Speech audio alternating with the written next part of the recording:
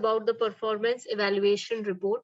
Okay, so performance evaluation report, it is applicable in case of in vitro diagnostic medical device. So do you understand what is in vitro diagnostic medical devices?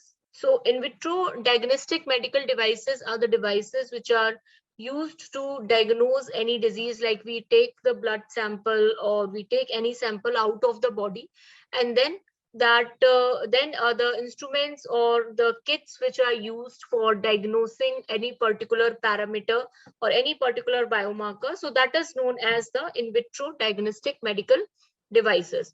So to evaluate the performance of those in vitro medical or diagnostic medical devices, performance evaluation report is submitted. Okay, so assessment and analysis of data to establish or verify the scientific validity, the analytical, and where applicable, the clinical performance of the device is regulated under IVD Directive 9879 EC IVDD and the IVD Regulation 2017-746 IVDR. So the performance evaluation report, it is regulated under the directive, European Union directives, that is IVD Directive 9879 EC and IVD Regulation 2017-746 IVDR. So all the in vitro diagnostic medical devices entering the European market must undergo performance review. The newly adopted European IVD regulation provides manufacturers with explicit instructions on how to conduct performance evaluation of in vitro diagnostic medical devices and submit the performance evaluation report, PER. Okay, so now the in vitro diagnostic medical devices which enters the European market, they must undergo a performance review. Okay, they should newly adopt the European the IVD regulation, that is European regulations IVDR, and there are explicit instructions which are provided to the manufacturers that they should how they should conduct the performance evaluation of the in vitro diagnostic medical devices and submit that performance evaluation report to the regulatory authority. A crucial component of the total European Union IVDR technical documentation is the performance evaluation report. So the performance of these IVD in vitro diagnostic devices are submitted via performance evaluation report. The goal of the performance evaluation is to generate the clinical data which is necessary to justify the intended uses specified by the manufacturer. So the main objective of the performance evaluation is to generate the clinical data which is necessary to justify the intended uses which is specified by the manufacturer. Okay, so then you have to submit a performance evaluation report which generates the clinical data, and when it is necessary to justify that for this purpose the clinical evaluation report should be used. The performance evaluation report must show the following in accordance with Article 56 of IVDR. That is, it should contain the information on its scientific validity, analytical performance, and clinical performance evaluation. Okay. So now PER requirement is intended application or purpose of the device, means in this the information which is submitted, that is that for what purpose the medical device is being used, what is the intended purpose of these medical devices, then useful information, restrictions, and contraindications.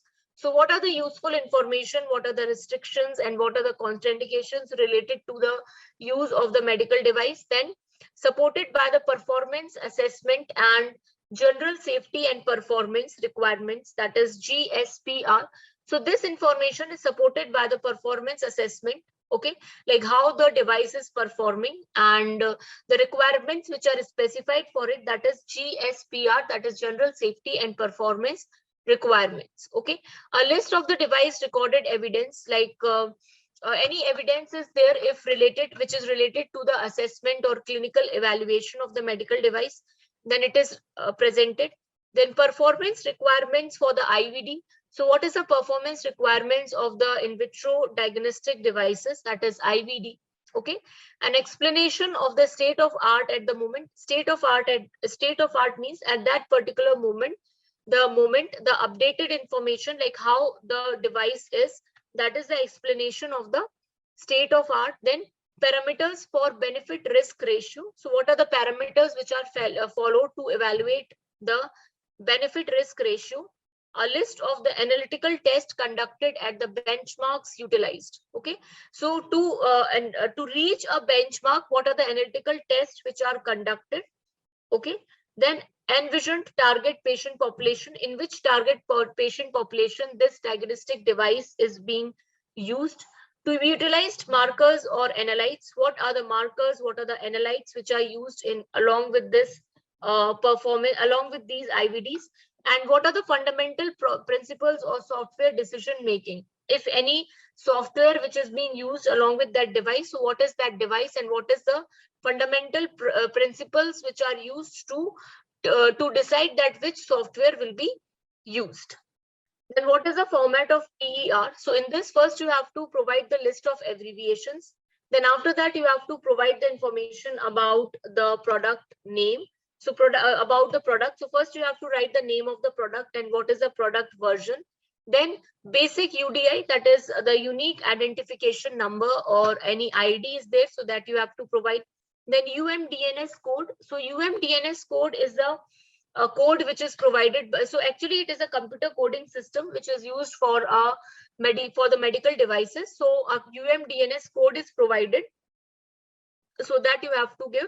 And then GMDN code. So GMDN code is the global medical device nomenclature.